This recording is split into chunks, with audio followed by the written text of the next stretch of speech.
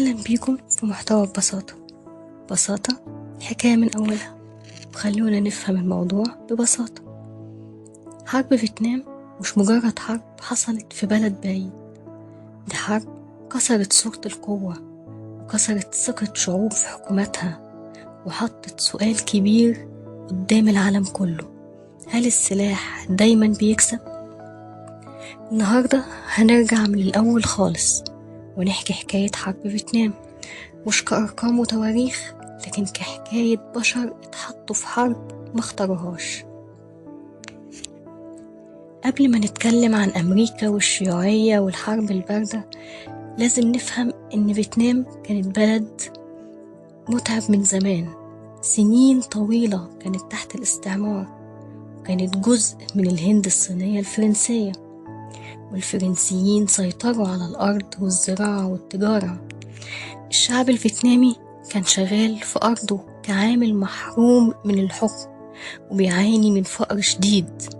وبعدين تيجي الحرب العالمية التانية واليابان تحتل فيتنام وفرنسا تفقد السيطرة مؤقتا، فتلاقي الشعب نفسه محاصر بين قوتين ومفيش أمل غير في المقاومة. في الوقت ده ظهر راجل اسمه هو تشي مان كقائد مقاومة قومية قبل ما يكون شيوعي. كان راجل بسيط، لكن كان عنده حلم واضح: إن فيتنام تكون حرة موحدة مستقلة. بالنسبة للشعب الاستقلال كان الهدف مش الشيوعية، لأنه كان أهم من أي فكر سياسي. سنة 1954 فرنسا انهزمت هزيمة قاسية في معركة اسمها ديان بيان فو، وهنا العالم قرر يقسم فيتنام، فاتعملت اتفاقية جنيف وقسموا البلد فعلا لشمال وجنوب. قالوا ان التقسيم مؤقت وهيبقى فيه انتخابات توحد البلد، بس الانتخابات دي عمرها ما حصلت، لأن أمريكا خافت إن الشعب يختار الشمال، ومن هنا بدأت المشكلة الحقيقية.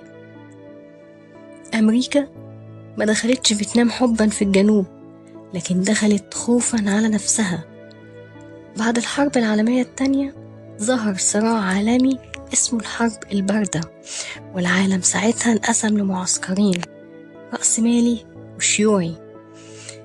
أمريكا أمنت بنظرية اسمها نظرية الدومينو، اللي هو لو فيتنام بقت شيوعية باقي آسيا هتقع زي قطع الدومينو. المشكلة إن أمريكا ما شافتش فيتنام كشعب، لكن شافتها كخريطة وكصراع أيديولوجي وصراع أفكار. الفيتناميين كانوا بيحاربوا عشان أرضهم مش عشان موسكو أو بكين، وأمريكا كانت فاكرة إنهم بيحاربوا عشان الشيوعية، وده كان سوء تقدير كبير. الجنوب كان عنده حكومة مدعومة من أمريكا، لكنها كانت حكومة فاسدة قمعية وبتعذب المعارضين. الشعب ما حسش إنها بتمثله، وحس إنها مجرد نسخة جديدة للاستعمار، وده خلى ناس كتير جدا تدعم المقاومة حتى لو ما كانتش شيوعية. الفيت كونج ما كانوش جيش تقليدي، ما كانش عندهم زي رسمي، وما كانوش بيقاتلوا في جبهات واضحة. كانوا فلاحين طلاب وناس عادية، كانوا عارفين الأرض بغاباتها وأنفاقها وطرقها السرية.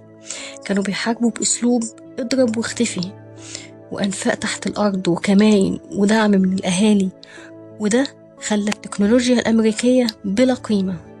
والجندي الأمريكي كان في توتر دائم، لأنه ما كانش عارف مين عدوه ولا إمتى يضرب ولا حتى يثق في مين، وده دمر أعصابه.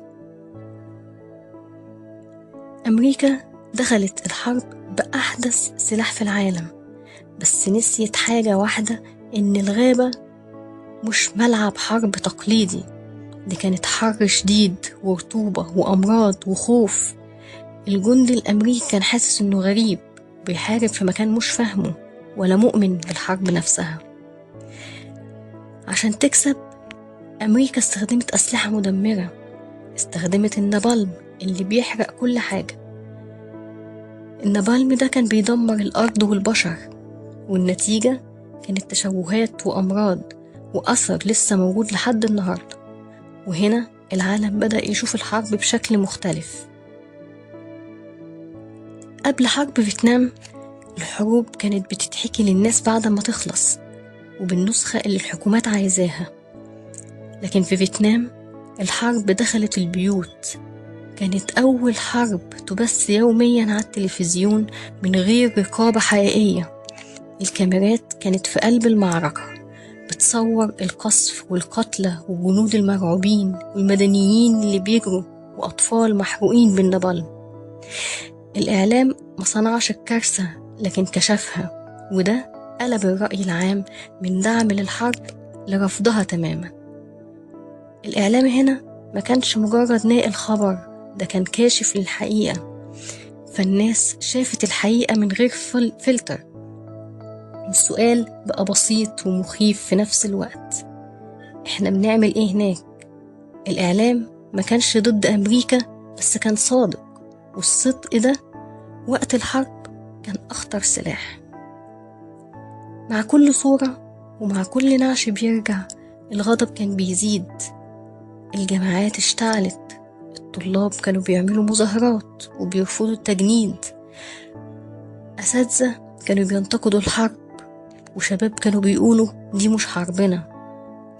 حتى المزيكا بقت سلاح، أغاني بتتكلم عن القتل، عن الكذب، عن الأمهات اللي مستنية ولادها واللي كانوا بيسألوا أنا ابني مات ليه وفين وعشان إيه. الشرخ الحقيقي ما كانش في فيتنام، كان جوه أمريكا نفسها. فالثقة في الحكومة اتكسرت. أمريكا ما خسرتش معركة واحدة، لكن خسرت الهدف. حرب طويلة مكلفة ومن غير نهاية، وده كان أخطر نوع هزيمة. عسكريا أمريكا كانت بتكسب معارك، لكن سياسيا كانت بتخسر الحرب. كل يوم يعدي من غير نصر حاسم كان بيكلف فلوس وأرواح وثقة.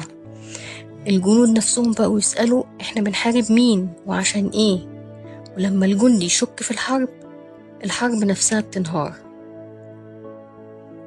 قرار أمريكا بالانسحاب مجاش فجأة، ده جه بعد تعب وضغط شعبي وخسارة سياسية. سنة 1975 مشاهد الهروب بالمروحيات من سايغون هزت العالم، لأنه كان مشهد قاسي. قوة عظمى بتهرب وحلفاء بيتسابوا وراها. دي ما كانتش نهاية حرب بس، دي كانت نهاية وهم. حرب فيتنام سابت لنا أسئلة أكتر من إجابات، وعلمت العالم إن مش كل حرب تنفع تتكسب، وإن القوة مش دايما حل، وإن احتلال الأرض غير امتلاكها، وده بيولد مقاومة لأنها أقوى من السلاح، وإن الإعلام يقدر يغير مصير حروب، وإن الشعوب اللي بتحارب عشان تعيش ما بتستسلمش بسهولة وصعب جدا تتكسر. فيتنام نفسها دفعت ثمن رهيب بس خرجت مستقلة، وأمريكا خرجت أقوى عسكريا بس كانت أضعف أخلاقيا. حرب فيتنام مش مجرد تاريخ، وما كانتش حرب سلاح، دي كانت حرب إرادة، واللي كسبها مش اللي معاه سلاح أكتر لكن اللي عنده سبب يقاتل. كانت مراية بنشوف فيها إزاي إن القرارات الغلط ممكن تدمر شعوب حتى لو اتخذت بنية الحماية. حرب فيتنام ما خلصتش سنة 75، هي لسه عايشة كدرس وكجرح وكحكاية عن الغرور وتمنه. الدرس الحقيقي هو إن السلام اللي بيتفرض بالقوة بيخلف حرب حتى لو بعد سنين. وببساطة التاريخ عمره ما كان بعيد عن حاضرنا، وكان دايما بيحذرنا، بس السؤال بنسمع ولا لأ؟ ولو عايزين نفهم التاريخ فعلا لازم نفتكر دايما إن الحرب مش أرقام، الحرب بشر. أتمنى تكون الحلقة عجبتكم، وأتمنى أنكم تعملوا لي لايك وفولو عشان يوصل لكم كل الفيديوهات الجاية إن شاء الله.